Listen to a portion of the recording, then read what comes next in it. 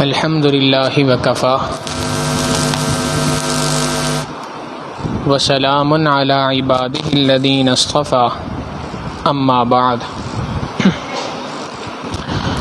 سورہ انعام کا یہ 15واں اور 16واں رکوع ہے۔ ابتدائے سورت سے اللہ رب العزت نے توحید، رسالت، بعث بعد الموت، موت کے بعد دوبارہ اٹھائے جانا، اور قرآن کریم کا اللہ رب العزت کی کتاب ہونا، ان 4 بنیادی عقائد کے اوپر تفصیلی گفتگو فرمائی ہے۔ توحید پر گفتگو فرمائی، رسالت پر گفتگو فرمائی، موت کے بعد دوبارہ اٹھائے جانے کے موضوع پہ گفتگو فرمائی، قرآن کریم کے اللہ رب العزت کی کتاب ہونے پر گفتگو فرمائی، اور ان 4 موضوعات کے اوپر عقلی دلائل اللہ رب العزت نے دیے کہ عقل کے طور پہ، عقل کی بنیاد پر اگر ایک شخص اللہ رب العزت کو پہچاننا چاہے، نبی علیہ الصلوۃ والسلام کی رسالت کو پہچاننا چاہے، موت کے بعد دوبارہ اٹھائے جانے کے فلسفے کو سمجھنا چاہے، اور قرآن کریم کے اللہ رب العزت کی کتاب ہونے کو سمجھنا چاہے، تو عقل کی بنیاد پہ سمجھ سکتا ہے۔ پھر اس کے بعد مشرکین کی جانب سے کیے جانے والے کئی اعتراضات کو ذکر کیا، اور ان کا جواب مختصراً ایک جملے کے اندر دے دیا،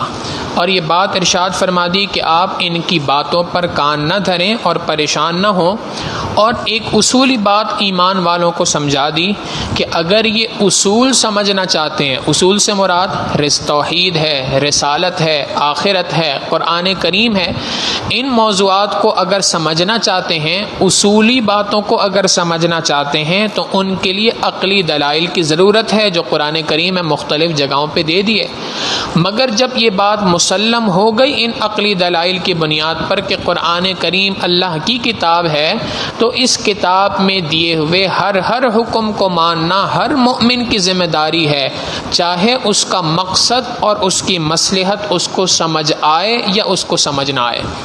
یعنی قرآن کریم کا اللہ کی کتاب ہونا یا نہ ہونا یہ عقل کی کسوٹی پہ پرکھا جائے گا، مگر جب ایک مرتبہ یہ بات طے ہو گئی کہ قرآن کریم واقعی اللہ کی کتاب ہے، اب اس قرآن کریم میں موجود ہر حکم کو عقل کی کسوٹی پہ نہیں پرکھا جائے گا، بلکہ ہر حکم پہ عمل کیا جائے گا، چاہے اس کی مصلحت سمجھ میں آ جائے یا اس کی مصلحت سمجھ میں نہ آئے۔ چنانچہ یہ بات ذکر کر کے اللہ رب العزت نے آگے نبی علیہ الصلوۃ والسلام کو یہ اس بات کا خطاب فرما دیا کہ فَمَن يُرِدِ اللَّهُ أَن يَهْدِيَهُ يَشْرَحْ صَدْرَهُ لِلْإِسْلَامِ، کہ اللہ رب العزت جس کے ساتھ خیر کا معاملہ کرنا چاہتا ہے، جس کو ہدایت پر رکھنا چاہتا ہے، اللہ اس کے سینے کو اسلام کے لیے کھول دیتا ہے۔ اور نبی علیہ السلام نے بتلا دیا کہ سینہ اسلام کے لیے کھل جائے، اس کی 3 نشانیاں ہیں۔ نمبر 1 الانابۃ الی دار الخلود، آخرت کے گھر کی جانب انسان کا رجوع بڑھ جائے۔ دوسری بات فرما دی والتجافی عن دار الغرور، یہ دھوکے والا جو دنیا کا گھر ہے اس سے انسان کا دل ہٹ جائے۔ اور تیسری بات فرما دی والاستعداد للموت قبل لقاء الموت، موت کی ملاقات سے پہلے، موت کے شکنجے کے انسان پر جکڑنے سے پہلے، انسان موت سے پہلے موت کی تیاری کر لے۔ یہ 3 چیزیں، 3 نشانیاں ہیں، جس کو یہ 3 باتیں حاصل ہو گئیں، سمجھ لیں کہ اس کے سینے کو اللہ نے اسلام کے لیے کھول دیا ہے۔ یہ بات فرما دی، اور اس کے بعد آگے فرما دیا کہ جو فیصلہ کر لے کہ میں نے ضد کی بنیاد پر کفر پر ہی رہنا ہے، اللہ اس کے لیے کفر پر رہنا آسان فرما دیتے ہیں، اور اسلام کا لانا اس بندے کے لیے اتنا ہی مشکل ہو جایا کرتا ہے کأنما یصعد فی السماء، جیسا کہ آسمان پہ چڑھنا کسی بندے کو مشکل اور دشوار نظر آتا ہے۔ لہٰذا اس بات کو ذکر کر کے آگے فرما دیا جو اپنے لیے اسلام کو کا انتخاب کرے گا، اللہ اسلام کے راستے کو اس کے لیے آسان فرما دیں گے، جو اپنے لیے کفر کا راستہ اختیار کرے گا اللہ اس کے لیے کفر کے راستے کو آسان فرما دیں گے۔ اور دونوں راستوں کا انجام بھی اللہ نے ذکر فرما دیا کہ اگر تم ایمان والی زندگی پہ رہو گے تو تمہارا انجام یہ ہے کہ لہم دار السلام عند ربہم، ایسے لوگ جو دین اسلام پر رہتے ہیں ان کے لیے سلامتی والا گھر ہے، یعنی جنت کا گھر ہے ان کے پروردگار کی جانب سے۔ جنت کو سلامتی والا گھر کہا اس لیے کہ اس کے اندر انسان دنیا کی ساری مشکلات اور دنیا کے سارے جھنبیلوں اور غموں اور پریشانیوں سے آزاد ہوگا۔ بد امنی کا خطرہ کہیں نہیں ہوگا، بھوک کا خطرہ کہیں نہیں ہوگا، افلاس کا خطرہ کہیں نہیں ہوگا، غربت کا خطرہ کہیں نہیں ہوگا، بلکہ تمام خطروں سے آزاد سلامتی کے ساتھ انسان اس گھر کے اندر رہ سکے گا۔ ہمیشہ ہمیشہ کا گھر ہے ان لوگوں کے لیے ہے کہ جو اللہ رب العزت کے دین پر ایمان لائے، اللہ کی ذات پر ایمان لائے اور ایمان لانے کے بعد نیک اعمال کرتے رہے، گناہوں سے بچتے رہے، ان کے لیے اللہ کی جانب سے یہ سلامتی والا گھر ہے۔ اور اس کے مقابلے میں وہ افراد کہ جو اسلام لے کر نہیں آئے بلکہ ضد اور ہٹ درمی کی بنیاد پر اسلام سے دور رہے ہیں، ان کے متعلق کل قیامت کے دن ان کے ساتھ کیا معاملہ ہوگا، قرآن کریم اس کو بیان کرتا ہے۔ اللہ رب العزت فرماتے ہیں وَيَوْمَ يَحْشُرُهُمْ جَمِيعًا، اور وہ دن بھی بڑا قابل ذکر ہوگا جس دن اللہ رب العزت تمام کے تمام انسانوں کو، جنات کو، تمام مخلوقات کو اکٹھا فرمائیں گے، یا معشر الجن قد استکثرتم من الانس۔ اس کے بعد اللہ رب العزت پہلے جنات سے مخاطب ہوں گے، بعد میں انسانوں سے مخاطب ہوں گے اور فرمائیں گے یا معشر الجن، اے جنات کی جماعت، قد استکثرتم من الانس، تم نے انسانوں کو بہکانے کے اندر، لوگوں کو ورغلانے کے اندر تم تو انسانوں سے بھی آگے بڑھ گئے۔ چونکہ جنات کی اکثریت شیاطین پر مبنی ہے تو اللہ رب العزت نے سب سے پہلے جنات کو مخاطب فرمایا کہ تم تو انسانوں کو ورغلانے کے لیے انسانوں سے بھی زیادہ آگے بڑھ گئے۔ اور پھر اس کے بعد سوال ہوگا ان انسانوں سے جو ان جنات کی، ان شیاطین کی روش پہ چلتے ہوئے لوگوں کو دنیا کے اندر گمراہ کیا کرتے تھے، ان سے بھی یہی سوال ہوگا۔ وقال اولیاؤہم من الانس، ان جنات کے وہ ساتھی جو انسانوں میں سے ہیں وہ یہ بات کہیں گے، یعنی جو ہیں تو انسان لیکن صفات کے اعتبار سے شیطانی صفات ان کے اندر موجود ہیں، ہر وقت ان کا ذہن اسی باتوں کی سازشیں کر رہا ہوتا ہے کہ مسلمانوں کو ان کے دین سے کیسے ہٹایا جائے، اور مسلمانوں کے دین میں شکوک شبہات ڈال کے ان کو دین سے متنفر کرنے کی مستقل کوششیں کرتے رہتے ہیں۔ وقال اولیاؤہم من الانس، انسانوں میں سے ان شیاطین کے ساتھی یہ بات کہیں گے ربنا استمتع بعضنا ببعض، اے اللہ، اے ہمارے پروردگار، استمتع بعضنا ببعض، ہم میں سے بعض نے بعض کے ذریعے سے، ہم نے ایک دوسرے کے ذریعے سے دنیا میں فائدہ اٹھایا اور ایک دوسرے کے ذریعے سے پلاننگ کرتے رہے اور مسلمانوں کو، انسانوں کو دین سے دور کرنے کی کوششیں کرتے رہے۔ وَبَلَغْنَا أَجَلَنَا الَّذِي أَجَّلْتَ لَنَا، اور جو وقت مقررہ آپ نے ہمارے لیے مقرر کیا تھا وہ آ پہنچا، یعنی موت آ گئی اور موت کے بعد ہم آپ کے پاس آ گئے۔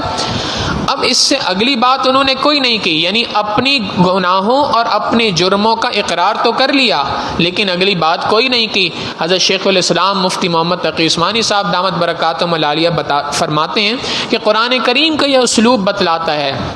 کہ یہاں پر جو جنات اور جو شیاطین ہیں، انسانوں میں سے ہوں یا جنات میں سے، یہ شیاطین اپنی بات کا اقرار کر کے اتنے پشیمان ہو گئے، اتنے شرمندہ ہو گئے کہ اب اس کے بعد اللہ سے یہ بات بھی نہ کہہ سکے کہ اے اللہ اب ہمیں لوٹا دیجئے، ہمارے جرموں کو معاف کر دیجئے، ہم نیکوکاری والی زندگی گزاریں گے۔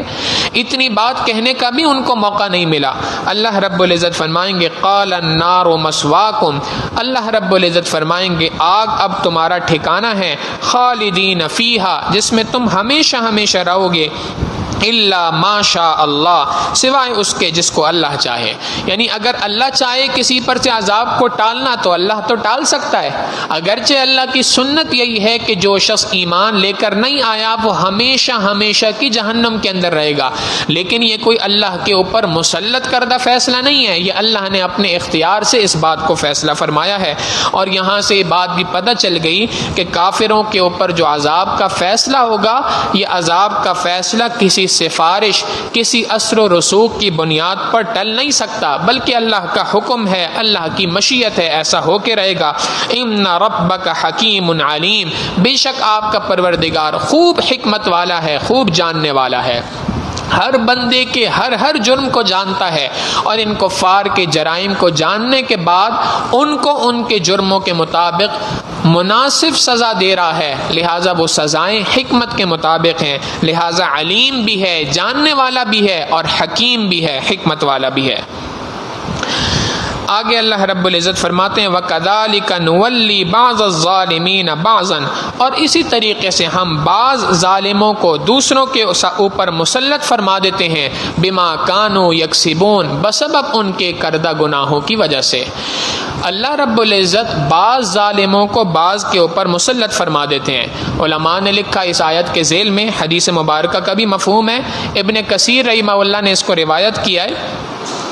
معنی یہ ہے کہ جب کسی ملک کے لوگ بدعمالیوں کے اوپر لگ جایا کرتے ہیں، جب کسی قوم کے افراد گناہوں والی زندگی گزارنا شروع کر دیتے ہیں اور ایک دوسرے کے اوپر ظلم کرنا شروع کر دیتے ہیں، انسانوں کا، عوام الناس کا ایک دوسرے کے اوپر ظلم کرنے کا نتیجہ یہ نکلتا ہے کہ اللہ رب العزت ایسی قوم پر ظالم حکمرانوں کو مسلط کر دیا کرتے ہیں۔ کیوں؟ کیونکہ یہ ایک دوسرے کے اوپر ظلم کیا کرتے تھے، ایک دوسرے پہ ظلم کرنے کا نتیجہ یہ نکلا کہ اللہ رب العزت نے ان کے اوپر ظالم حکمرانوں کو مسلط کر دیا۔ یاد رکھیے گا، حضرت مولانا طارق جمیل صاحب دامت برکاتہم العالیہ کا یہ جملہ بالکل اپنی جگہ درست ہے۔ اکثر یہ بات آپ حضرات نے بھی سنی ہوگی کہ وہ فرماتے ہیں حقیقت یہ ہے کہ آج دنیا کا غریب سے غریب ترین آدمی بھی ظالم ہے اور امیر سے امیر ترین آدمی بھی ظالم ہے۔ جس کو جتنا ظلم کرنے کا موقع ملتا ہے وہ اتنا ظلم کرتا ہے۔ ایک ریڑھی والا، ایک پھل والا جب اپنے پھل بیچتے ہوئے ناپ تول کے اندر کمی کرتا ہے تو وہ بھی ظالم ہے، اور ایک حکمران اپنی اختیارات کے باوجود وہاں پر بھی اگر کوئی ایسا کام کرتا ہے جو ظلم کے مترادف ہے تو وہ بھی ظلم ہے۔ حقیقت یہ ہے کہ جب رعایا ایک دوسرے کے اوپر ظلم کرنا شروع کرتی ہے، اللہ رب العزت ظالم حکمرانوں کو مسلط فرما دیتے ہیں۔ اور ابن کثیر رحمہ اللہ نے نبی علیہ الصلوۃ والسلام کی ایک روایت یہاں پہ ذکر کی۔ اللہ کے محبوب صلی اللہ علیہ وسلم فرماتے ہیں جب کوئی کسی ظالم کی مدد دنیا کے اندر کرتا ہے، جب کوئی شخص کسی ظالم کی دنیا کے اندر مدد کرتا ہے، اللہ رب العزت اسی ظالم کو اس شخص کے اوپر مسلط فرما دیا کرتے ہیں، اور اسی ظالم سے جس ظالم کے ساتھ مل کر تم نے دوسرے پہ ظلم کیا تھا، اللہ اسی ظالم کو تمہارے اوپر مسلط فرما دیں گے، اور اس کو مسلط فرمانے کا نتیجہ یہ نکلتا ہے کہ وہ تمہارے اوپر بھی ظلم کر رہا ہوتا ہے۔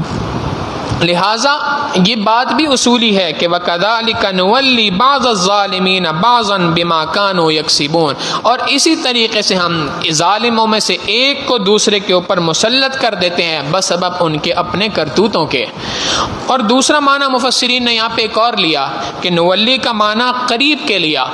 اور چنانچہ ترجمہ بنے گا وَكَذَلِكَ نُوَلِّي بَعْضَ الظَّالِمِينَ بَعْضًا بِمَا كَانُوا يَكْسِبُونَ، ان کے گناہوں کے بسبب، ان کے کرتوتوں کے بسبب کل قیامت کے دن ہم بعض ظالموں کو بعض کے قریب ٹھکانہ دیں گے۔ یعنی بظاہر دیکھا جائے تو ایک شخص دوسرے سے شاید ظلم کے اندر تفاوت ہو، ایک کا ظلم کم ہو دوسرے کا ظلم زیادہ ہو، مگر یہ کم ظلم کرنے والا چونکہ زیادہ ظلم کرنے والے کے ساتھ اٹھتا بیٹھتا تھا، لہٰذا کل قیامت کے دن اسی کے ساتھ اس کا حشر کیا جائے گا، جیسا کہ اللہ کے رسول صلی اللہ علیہ وسلم کی حدیث مبارکہ ہے المرء علی دین خلیلہ، کہ انسان اپنے دوست کے دین کے اوپر ہوا کرتا ہے۔ انسان کا کل قیامت کے دن اٹھائے جانا اسی کے ساتھ ہوگا جس کے ساتھ وہ دنیا کے اندر زندگی گزارا کرتا تھا۔ نبی علیہ الصلوۃ والسلام نے یہاں تک بات ارشاد فرمائی کہ اگر تم کسی بندے کی دینداری کو پرکھنا چاہو کہ یہ بندہ کتنا دیندار ہے تو دیکھو فَلْيَنْظُرْ إِلَىٰ خَلِيلِهِ، تو اس کے دوستوں کو دیکھو، دوست اگر دیندار ہیں تو سمجھ لو کہ یہ بھی دیندار ہے، اور اگر دوست برے ہیں تو یہ اس بات کی دلیل ہے کہ اس کے اندر بھی برائی کا مادہ سرایت کر چکا ہے، آج نہیں تو کل اس کا اثر ضرور نظر آئے گا۔ لہٰذا فرما دیا وَكَذَلِكَ نُوَلِّي بَعْضَ الظَّالِمِينَ بَعْضًا، اور اسی طریقے سے ہم ظالموں کو ایک میں سے ایک کو دوسرے کے قریب کر دیں گے بِمَا كَانُوا يَكْسِبُونَ، بسبب ان کے کردہ اعمالوں کے۔ آگے بات فرما دی اس کے بعد یا معشر الجن والانس، اے جنات اور انسانوں کی جماعت، الم یأتکم رسل منکم، کیا تمہارے پاس خود تمہیں میں سے کوئی رسول نہیں آیا؟ خود تمہیں میں سے یہ کہہ کے بات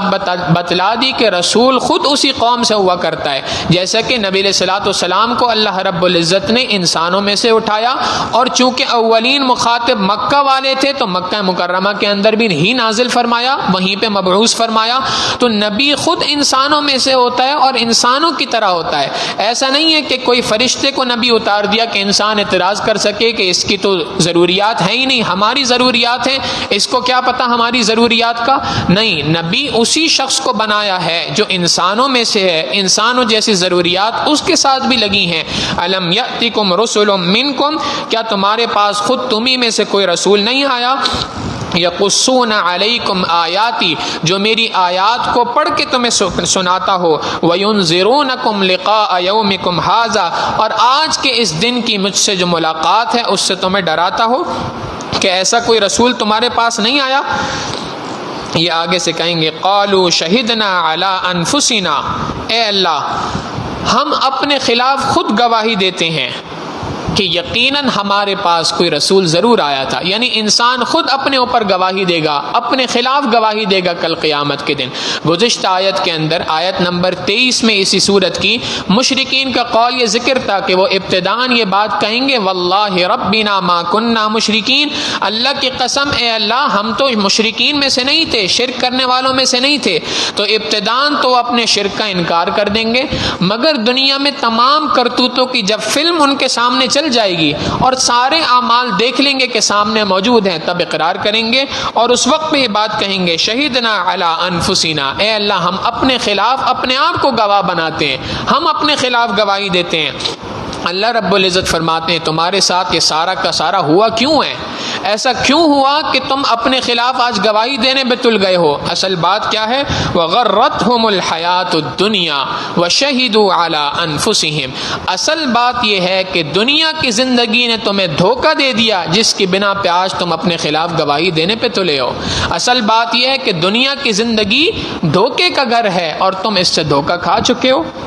اس کے دھوکہ کھانے کی بعد نتیجہ یہ نکلتا ہے کہ آج تم اپنے خلاف گواہی دے رہے ہو۔ حقیقت یہی ہے کہ دنیا کی مختصر سی جو انسان کی زندگی ہے، اس مختصر سی زندگی کی ضروریات کو پورا کرنا یہ شریعت نے اصول بیان کیا، ضرور پورا کرو، لیکن ان ضروریات کو پورا کرنا اللہ رب العزت کے حکموں کے مطابق ہونا چاہیے۔ اللہ کے حکم کے مطابق نہیں کرو گے تو دنیا کی زندگی تمہیں دھوکہ دے دے گی۔ اکبر الہ آبادی نے شعر کا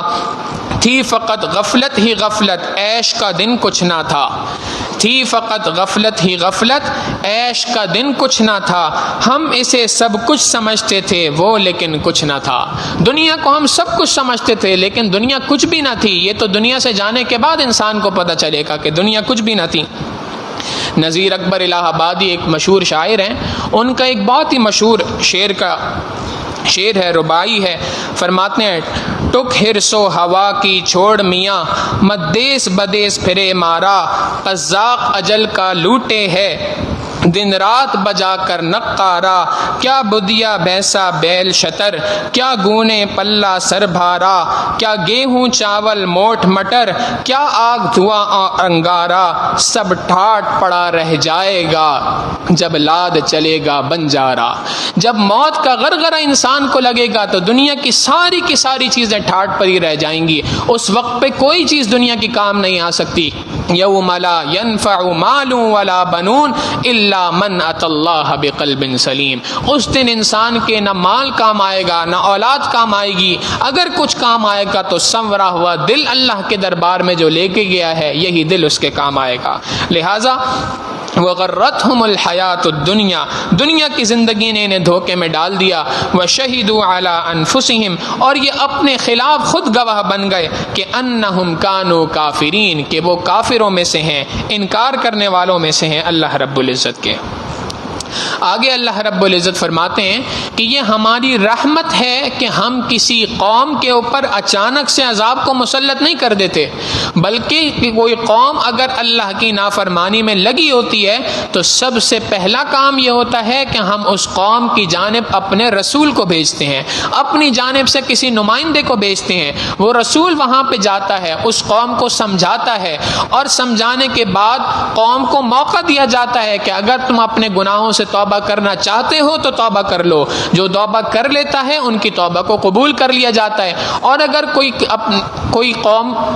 اللہ رب العزت کے دربار میں رجوع نہ کرے اور توبہ نہ کرے تو پھر نتیجہ یہ نکلتا ہے کہ اللہ رب العزت کی جانب سے اس قوم پر عذاب کا فیصلہ آ جاتا ہے۔ تو ایسا نہیں ہے کہ عذاب کا فیصلہ اچانک سے آ جائے، بلکہ اللہ کی رحمت ہے کہ پروردگار عالم پہلے انسانوں کے پاس اپنے نمائندے رسولوں کی شکل میں بھیجا کرتے ہیں۔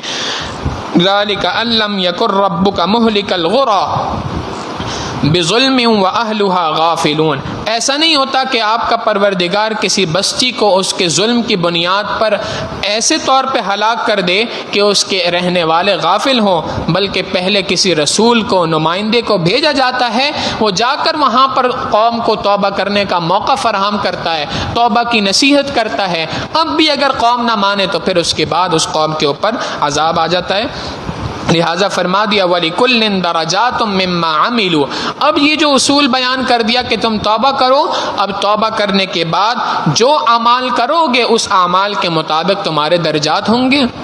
کل قیامت کے دن تمہارے اوپر جو اعمال کے درجات مختلف مرتب ہوں گے، ان اعمال کا مرتب ہونا یہ حقیقتاً تمہارے اعمال کی بنیاد کے اوپر ہے۔ امام ربانی مجدد الفسانی رحمہ اللہ نے اس کو بڑی تفصیل کے ساتھ کھولا، اور اس ساری تفصیل کا خلاصہ یہ ہے کہ انسان کل قیامت کے دن جب اللہ کے دربار میں پہنچے گا تو اس کے اعمال اس قابل تو نہیں ہوں گے کہ اللہ رب العزت کے دربار میں پیش کیے جا سکیں اور اس کے اعمال کی بنیاد پہ کسی کے لیے جنت یا جہنم کا فیصلہ ہو،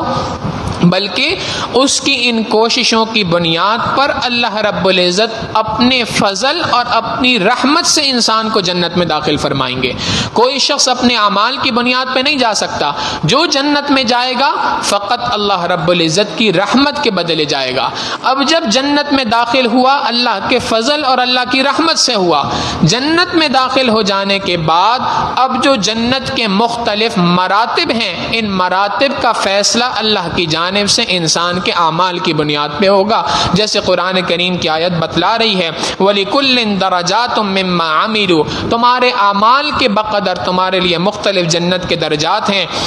وَمَا رَبُّكَ بِغَافِلٍ عَمَّا يَعْمَلُونَ، جو کام یہ لوگ دنیا کے اندر کر رہے ہیں اللہ رب العزت آپ کا پروردگار اس سے ہرگز غافل نہیں، وہ ایک ایک بندے کے ایک ایک عمل کو اچھے طریقے سے جانتا ہے۔ وَرَبُّكَ الْغَنِيُّ ذُو الرَّحْمَةِ، آگے اللہ رب العزت یہ بات فرماتے ہیں کہ اگر تمہارا پروردگار تمہاری جانب کسی رسول کو بھیج رہا ہے اور تمہیں بار بار کسی بات کو سمجھا رہا ہے تو ایسا نہیں ہے کہ اس کو تمہاری عبادت کی ضرورت ہے، اللہ کو تمہاری عبادت کی ہرگز ضرورت نہیں، بلکہ وَرَبُّكَ الْغَنِيُّ، آپ کا پروردگار تو مستغنی ہے، غنی ہے ان تمام لوگوں کی عبادت سے، بے نیاز ہے، اس کو کسی کی عبادت کی کوئی ضرورت نہیں۔ پھر بھی رسول کیوں بھیج رہا ہے؟ پھر بھی لوگوں کو متوجہ کیوں کر رہا ہے؟ ذو الرحمہ، اس وجہ سے کہ وہ بڑی رحمت کرنے والا ہے، انسانوں کو جہنم میں نہیں دھکیلنا چاہتا، بلکہ اس کی چاہت تو یہ ہے کہ ہر بندہ اللہ رب العزت کی جانب، اپنے پروردگار کی جانب رجوع کرے۔ ان یشاء یذھبکم،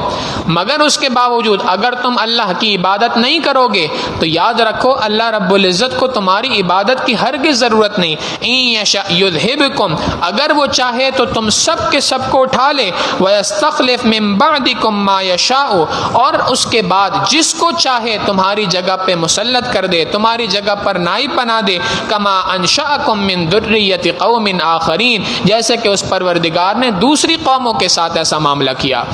تم سے پہلے کتنی قومیں دنیا کے اندر موجود تھیں، قوم عاد تھی، قوم سمود تھی، قوم لوط تھی، قوم شعیب تھی، آج دنیا میں ان کا کہیں نام و نشان موجود نہیں، اللہ نے پوری کی پوری قوم کو صفحہ ہستی سے مٹا دیا۔ اگر اللہ چاہے تو آج تمہیں بھی صفحہ ہستی سے مٹا سکتا ہے اور تمہاری جگہ کسی دوسری قوم کو لا سکتا ہے، اللہ کو تمہاری عبادت کی ہرگز ضرورت نہیں ہے۔ ہاں اگر اس کے باوجود وہ پروردگار عالم تم پر اپنی آیتیں کھول کھول کے بیان کر رہا ہے، یہ اس کی رحمت ہے، یہ اس اس کی جانب سے مہربانی ہے، لہٰذا اس مہربانی کو مہربانی سمجھتے ہوئے ایمان والوں کو بھی چاہیے کہ وہ اللہ رب العزت کی ان آیتوں کو غور سے سنیں۔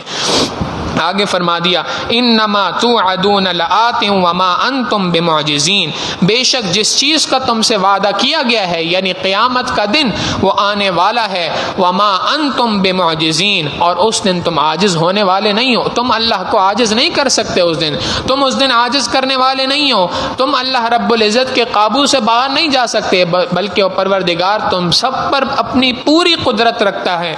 پوری دسترس رکھتا ہے۔ لہٰذا یہ ساری باتیں اللہ نے کھول کر بیان کر دی۔ اب اگر کوئی اسلام نہیں لے کے آتا تو یہ اپنی ضد کے اوپر ڈٹا ہوا ہے، ایسے لوگوں کے لیے فرما دیا قل، اے میرے محبوب صلی اللہ علیہ وسلم آپ فرما دیجئے یا قوم اعملوا علی مکانتکم انی عامل، جتنا سمجھانا تھا میں تمہیں سمجھا چکا ہوں، لہٰذا تم اپنی جگہ پہ اپنے اعمال کرتے رہو، انی عامل، میں اپنی جگہ پر اپنے اعمال کر رہا ہوں، فسوف تعلمون من تکون له عاقبۃ الدار، ان قریب تم یہ بات جان لو گے کہ آخرت کا گھر کس کے لیے ہے، آخرت میں اچھا انجام کس کے لیے ہونا ہے اور آخرت میں برا انجام کس کا ہونا ہے، ان قریب تم اس بات کو جان لو گے۔ انہ لا یفلح الظالمون، بے شک پروردگار اللہ رب العزت ظالموں کو کبھی بھی فلاح نہیں دے گا، ظالم لوگ،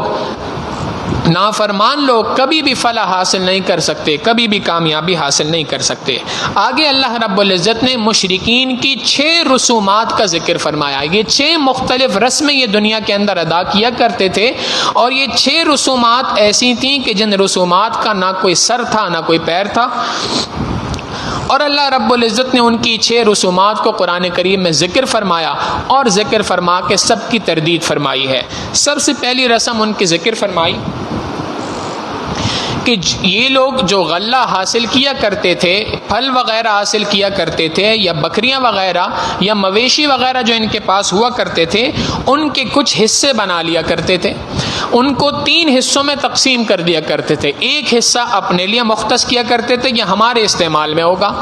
ایک حصہ اللہ کے نام پر مختص کیا کرتے تھے، اور ایک حصہ اپنے بتوں کے نام پہ مختص کیا کرتے تھے، یہ حصہ اللہ کے نام کا، یہ حصہ ہمارے نام کا یعنی ہمارے لیے ہے، اور یہ حصہ لات، منات، عزا وغیرہ اس طرح کے مختلف بتوں کے نام پہ رکھ دیا کرتے تھے۔ یعنی یوں سمجھ لیں کہ غلے کی 3 ڈھیریاں بنا لی، 3 ڈھیر بنا لیے، ایک ڈھیر اپنے نام کا، ایک ڈھیر اللہ کے نام کا، ایک ڈھیر مختلف بتوں کے نام پر۔ اب یہ 3 ڈھیر بنانے کے بعد جو ڈھیر اللہ کے نام کا ہوا کرتا تھا اس میں سے غرباء کو کھلایا کرتے تھے، اس میں سے اپنے گھروں پہ آنے والے مہمانوں پہ خرچ کیا کرتے تھے، اور جو ڈھیر بتوں کے نام پہ تھا اس کو بتوں پہ چڑھاوا کیا کرتے تھے، جیسے آج بھی ہندو وغیرہ اپنے بتوں پر مختلف چیزوں کا چڑھاوا کرتے ہیں، ایسے یہ بھی چڑھاوا کیا کرتے تھے، اور جو تیسرا حصہ اپنے لیے ہوتا تھا اس کو اپنی ذات کے لیے استعمال کیا کرتے تھے۔ جو حصہ اللہ کے نام کا ہوا کرتا تھا، جو ڈھیر اللہ کے نام کی بنائی ہے، اس میں سے اگر کچھ دانے غلے کے مشرکین کے جو ڈھیر نام پہ جو ڈھیر لگا تھا اس کے ساتھ اگر مل جائیں تو اس کو الگ نہیں کیا کرتے تھے بلکہ اس کو چھوڑ دیا کرتے تھے، اور اگر مشرکین کے ڈھیر میں سے کچھ دانے اللہ کے نام پر مختص کیے ہوئے ڈھیر کے اندر مل جائیں تو فوراً اس کو الگ کر دیا کرتے تھے، اور کہا کرتے تھے کہ اللہ کی ذات تو مستغنی ہے، لہٰذا اللہ کے اس حصے میں سے اگر کوئی کمی آ جائے تو کوئی حرج کی بات نہیں، جبکہ یہ جو مشرکین کا ڈھیر ہے، یہ جو بتوں کا ڈھیر ہے، چونکہ ہمارے بت جو ہیں یہ تو محتاج ہیں، لہٰذا ان کے حصے میں کسی قسم کی کوئی کمی نہیں ہونی چاہیے، اگر کمی ہوتی تھی تو اس کو فی الفور پورا کرتے تھے۔ قرآن کریم نے یہاں پر 2 باتیں ارشاد کی، ایک بات تو یہ سوال کیا کہ اگر یہ تمہارے بت واقعی محتاج ہیں تو محتاج کی عبادت کیسی کرنی، خود تم کہہ رہے ہو کہ یہ محتاج ہیں تو محتاج کی عبادت کا کیا فائدہ، اور دوسری بات کہ اگر یہ تم نے حصے 2 بنا رکھے ہیں تو اللہ کے نام کے حصے کے اندر سے تم کمی ہو جانے دیتے ہو، یہ کون سی انصاف کی بات ہے، یہ تو ظلم کے اوپر دوسرا ظلم ہے۔ تو پہلی رسم کو یہ ذکر کیا قرآن کریم نے، دوسری رسم کا ان کو ذکر کیا، بلکہ دوسری رسم سے پہلے ایک اور بات سمجھیں۔ حضرت مفتی محمد شفیع صاحب رحمہ اللہ یہاں پہ ایک بڑی عجیب بات فرماتے ہیں کہ پہلے تو ان مشرکین کے اس بات کو سمجھیں کہ اگر اللہ کے نام کی ڈھیری میں سے کچھ دانے مشرکین کی ڈھیری میں چلے جائیں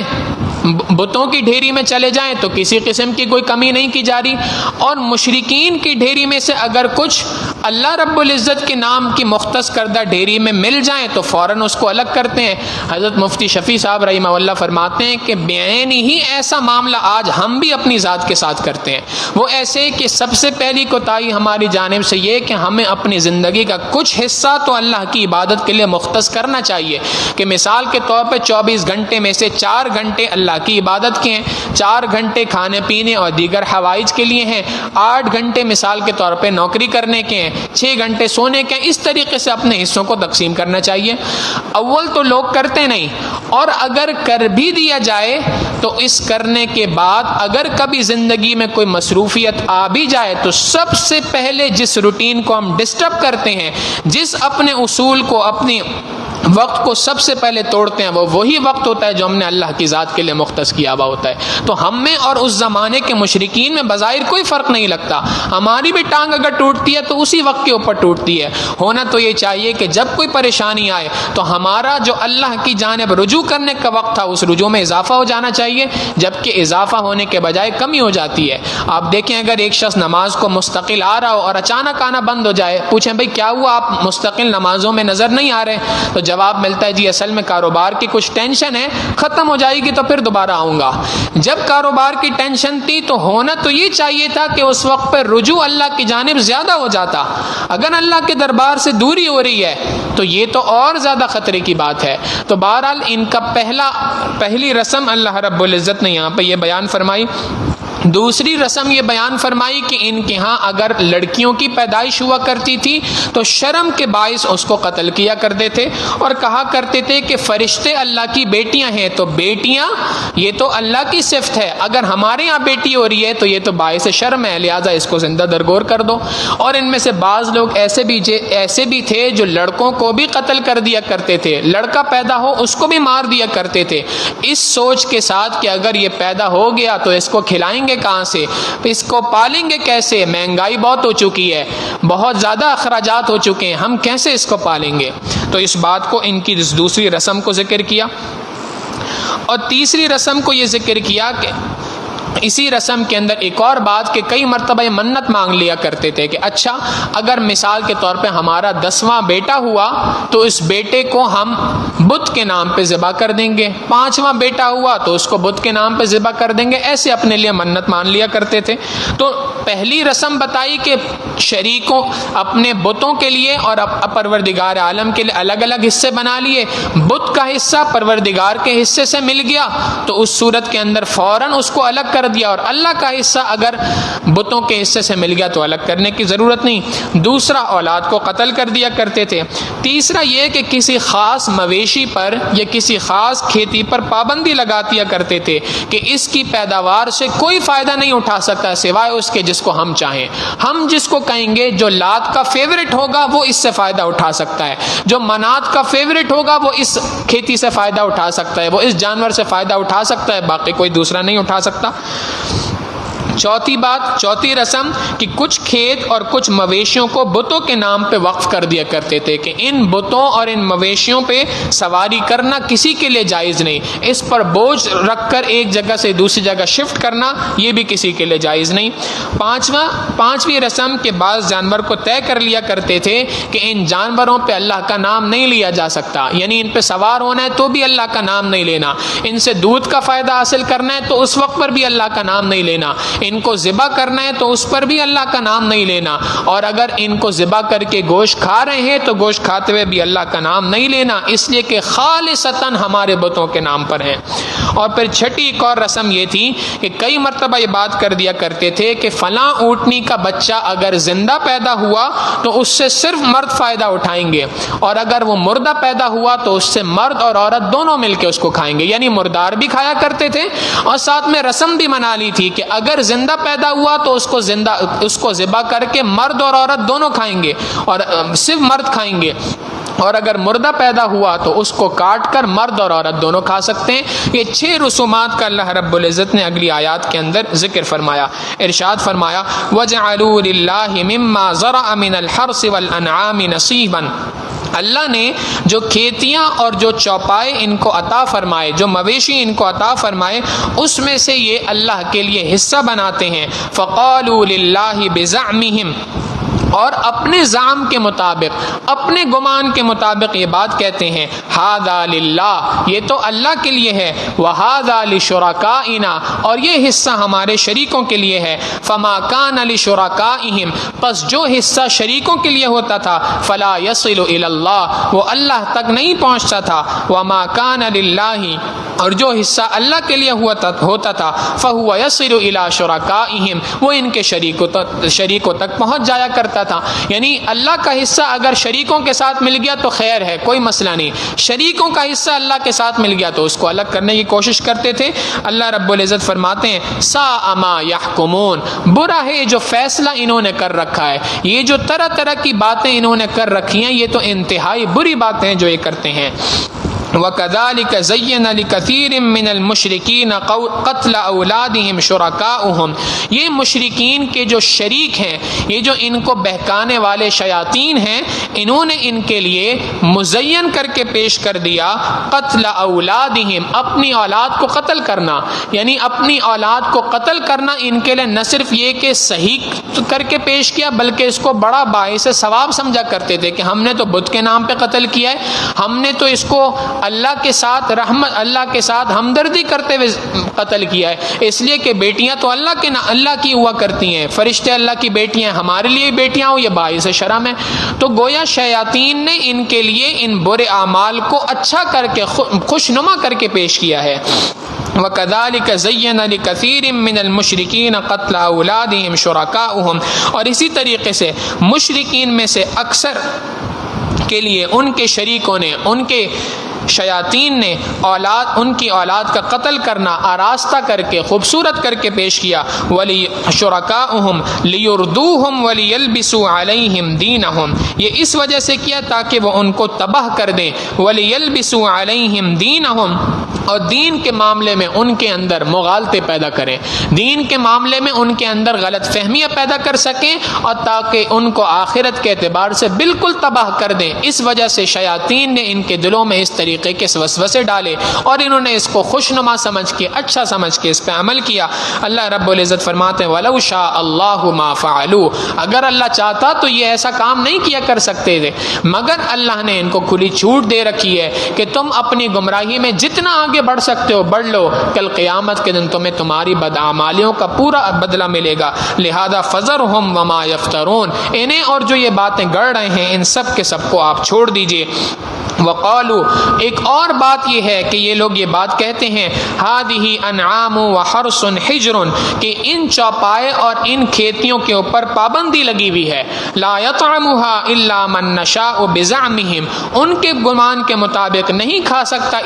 اس چوپائے اور کھیتی میں سے کوئی بھی، الا من نشاء، مگر جس کو ہم چاہیں، وانعام حرم ظہورها، اور بہت سے چوپائے ایسے ہیں جن کی پیٹھ کو حرام کر دیا گیا، یعنی ان کے اوپر سوار ہونے کو حرام سمجھا کرتے تھے، یہ بت کے نام پہ مختص ہے، اب اس پہ کوئی سواری نہیں کر سکتا۔ وَأَنْعَامٌ لَا يَذْكُرُونَ اسْمَ اللَّهِ عَلَيْهِ، اور بہت سارے چوپائے ایسے ہیں جن پر اللہ کا نام نہیں لیا کرتے تھے، عَلَيْهَ افْتِرَاءً عَلَيْهِ، اللہ پر جھوٹ باندھتے ہوئے، سَيَجْزِيهِمْ بِمَا كَانُوا يَفْتَرُونَ، جو یہ باتیں گڑ رہے ہیں دنیا کے اندر، جو جھوٹ یہ گڑ رہے ہیں، نئی نئی باتیں یہ بنا رہے ہیں، ان قریب ان تمام لوگوں کو اس کا بدلہ ملے گا۔ وقالو، اور یہ بات بھی یہ لوگ کہتے ہیں، ما فی بطون هذه الانعام خالصۃ لذکورنا، کہ جو اس چوپائے کے اس مویشی کے پیٹ میں ہے، خالصۃ لذکورنا، یہ خالصتاً ہمارے مردوں کے لیے ہے، ومحرم علی ازواجنا، اور ہماری عورتوں کے لیے حرام ہے، وَإِن یکم میتۃ، اور اگر وہ اس کے پیٹ سے نکلنے والی چیز مردار ہوتی تھی، فہم فیہ شرکاء، تو وہ مرد اور عورت دونوں کے دونوں اس کے استعمال کرنے میں شریک ہوا کرتے تھے، دونوں کھا سکتے تھے۔ سیجزیہم وصفہم، ان کے ان باتوں کا ان قریب ان کو بدلہ دیا جائے گا۔ انہ حکیم علیم، تحقیق پروردگار عالم خوب حکمت والا، خوب جاننے والا ہے۔ اللہ رب العزت ان کے ان تمام کے تمام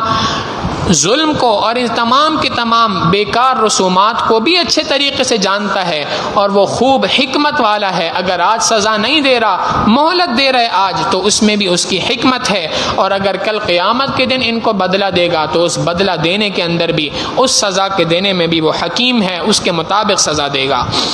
قد خسر الذین قتلوا اولادهم سفہا بغیر علم، اللہ رب العزت فرماتے ہیں کہ جن لوگوں نے اپنی اولاد کو بغیر جانے ہوئے، بغیر علم کی بنیاد پر، فقط بے وقوفی کی وجہ سے قتل کیا، قد خسر، تحقیق انہوں نے تو بڑا نقصان کیا، وحرموا ما رزقهم اللہ افتراء علی اللہ، اور اسی طریقے سے جنہوں نے اللہ کے دیے ہوئے رزق کو اپنے اوپر حرام کر دیا، تحقیق انہوں نے اللہ پر جھوٹ باندھتے ہوئے بہت بڑا اپنا نقصان کیا، قد ضلوا، تحقیق وہ گمراہ ہو گئے، وما كانوا مہتدین، اور وہ ہدایت یافتہ نہیں ہو سکتے۔ قرآن کریم نے ان مشرکین کی رسومات کو یہاں پہ ذکر کر کے ایک بات اصولی سمجھا دی، اور وہ بات یہ ہے کہ اللہ رب العزت کی جانب سے عبادت کے طریقے مختص ہیں۔ اللہ نے عبادت کے طریقے قرآن کریم میں اور اپنے محبوب صلی اللہ علیہ وسلم کی سنت کے ذریعے سے بتلا دیے۔ عبادت کرنے کا وہی طریقہ صحیح ہے جو طریقہ قرآن کریم میں مذکور ہے یا سنت رسول صلی اللہ علیہ وسلم میں مذکور ہے۔ اس کے علاوہ کسی بھی قسم کی طریقے سے عبادت کی جائے، وہ عبادت کا طریقہ ہرگز درست نہیں۔ اب چاہے تم کسی بت کے نام پہ چڑھاوا کرنے کو عبادت سمجھو تو وہ بھی عبادت نہیں، وہ بھی حرام ہے، اور تم کسی مزار پر کچھ چڑھانے کو عبادت سمجھ لو، وہ بھی عبادت نہیں، وہ بھی حرام ہے۔ تم کسی بت کو قادر مطلق سمجھ لو، وہ بھی حرام ہے۔ تم کسی اللہ کے ولی کو قادر مطلق سمجھ لو، وہ بھی حرام ہے۔ اللہ کے نام کے سوا تم کسی کے نام پر جانور کو ذبح کرو گے، وہ جانور حرام ہوگا۔ تم کسی بت کے نام پہ جانور کو ذبح کرو، وہ بھی حرام۔ کسی اللہ کے ولی کے نام پہ جانور کو ذبح کرو، وہ بھی حرام۔ حتیٰ کہ فقہاء نے لکھا اگر ایک بندہ اللہ کے رسول صلی اللہ علیہ وسلم کے نام پر جانور کو ذبح کرتا ہے تب بھی وہ جانور حرام ہے، اس لیے کہ جانور حلال فقط اللہ رب العزت کے حکم سے ہوتا ہے، اللہ کے نام کے لینے سے ہوتا ہے۔ لہٰذا اصول بیان کر دیا، کسی قسم کے شرک کی گنجائش نہیں، کسی قسم کا نیا طریقہ عبادت کا نہیں بنایا جائے گا۔ عبادت کا وہی طریقہ ہے جس طریقے پر اللہ رب العزت نے اپنے حبیب صلی اللہ علیہ وسلم کو بھیجا ہے۔ ملت ابیکم ابراہیم، جس دین کے اوپر تمہارے دادا سیدنا ابراہیم علیہ الصلوۃ والسلام تھے، وہی دین، وہی طریقہ لے کر نبی علیہ الصلوۃ والسلام بھی دنیا کے اندر آئے، اور وہی طریقہ کل قیامت کے دن تک چلے گا۔ لہٰذا کسی نئے طریقے سے اگر تم عبادت کرو گے، اس عبادت کو بدعت کہا جاتا ہے۔ نبی علیہ الصلوۃ والسلام نے فرمایا من احدث فی امرنا ھذا ما لیس منہ فہو رد، جو کوئی شخص بھی ہمارے دین کے اندر کوئی ایسی بات کو لے کے آ جائے کہ جو بات پہلے سے دین کے اندر موجود نہیں تھی، نبی سے ثابت نہیں، نبی کے صحابہ سے ثابت نہیں، ایسی کوئی بات دین کے اندر لے کے آئے گا، دین سمجھ کے کسی کام کو کیا جائے گا تو فہو رد، ایسی بات کو کوڑے کے ڈبے میں ڈالا جائے گا، ایسی بات کو رد کر دیا جائے گا۔ ایسی تمام کی تمام عبادات مردود ہوں گی، شریعت مطہرہ کا ان سے کوئی تعلق نہیں ہے۔ اللہ رب العزت سے دعا ہے کہ پروردگار عالم ہمیں ان باتوں کو سیکھنے، سمجھنے اور اس کے مطابق عمل پیرا رہنے کی توفیق عطا فرمائے۔ وآخر دعوانا ان الحمد للہ رب العالمین۔ سبحان ربی العلی الوہاب، اللہم صلی علی سیدنا محمد وعلی آل سیدنا محمد وبارک وسلم۔ ربنا ظلمنا انفسنا وان لم تغفر لنا وترحمنا لنکونن من الخاسرین۔ ہمارے قریبی ساتھی جناب جاوید صاحب شدید علیل ہیں، ان کو فالج کا اٹیک ہوا ہے، خاص طور پہ دعا فرمائے اللہ تعالیٰ انہیں اور دیگر تمام بیماروں کو شفائے کاملہ عاجلہ مستمرہ دائمہ نصیب فرمائے۔ وصلی اللہ تعالی علی حبیبہ سیدنا محمد وآلہ واصحابہ اجمعین برحمتک یا ارحم